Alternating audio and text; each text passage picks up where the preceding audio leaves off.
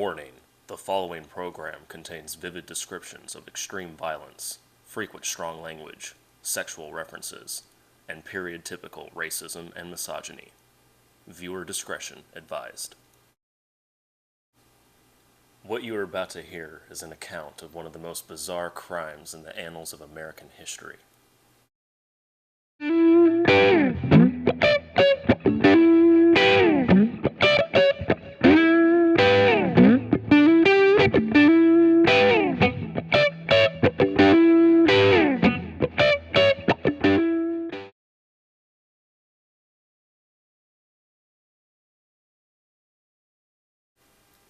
Cuatro Taco received its meats and vegetables from a single trusted source, all the way in Amarillo.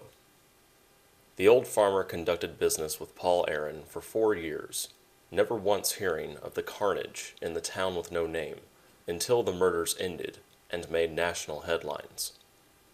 The farmer was later the subject of a poorly produced documentary called I Was a Cannibal's Supplier.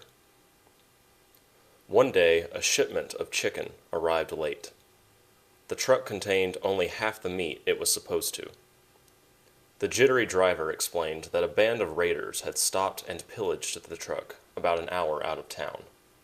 They even hijacked the truck itself in order to drive it into a ditch, but luckily a man in a large pickup happened by the scene and hauled the delivery truck back onto the road.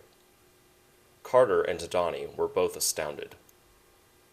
"This happens sometimes," Paul said. "Desert raiders who survive on nothing but what they can scavenge. Nothing for it but to order a new shipment." "Just happens sometimes," Luca echoed.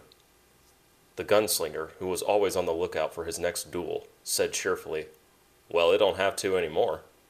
He and Paul hatched a plan to bait the raiders. They would order another shipment of chicken with the explicit instructions that the driver take the exact route as the last truck, and drive slowly. Hard to say if the farmer or the driver took these instructions seriously, but no matter, because the same raiders who pillaged the first truck did indeed attack the second. There were 3. The first ran onto the otherwise empty road, waving a cheap rifle. Possibly it was just a pellet gun with the red tip removed. And the truck stopped because swerving off the road would leave it stuck in the rocks for certain. The other 2 raiders ran up behind the halted vehicle, unlocked the back hatch, and began removing the food. Paul, Carter, and Wong watched all this from a cliff overlooking the road. Luca remained behind to spend time with the hippie Marla. Carter provided Paul and Wong with repeating rifles and would not explain where he acquired them. He also brought one for himself. Paul knew his way around the weapon, but Wong stared down his barrel with a sweaty brow and palms. "Any pointers?" he asked. "Yeah," Carter said, and told Wong the same thing his grandfather told him the day he killed his first man. "Don't fire till you see the whites of their eyes." The first raider was killed the moment he jumped back out of the truck, a single shot to the head by Carter. The second cowered inside the truck, gasping repeatedly at the sight of his friend's brains on the blacktop. Paul grew impatient and shot several random rounds into the truck, scaring the raider into the open so Carter could pick him off as well.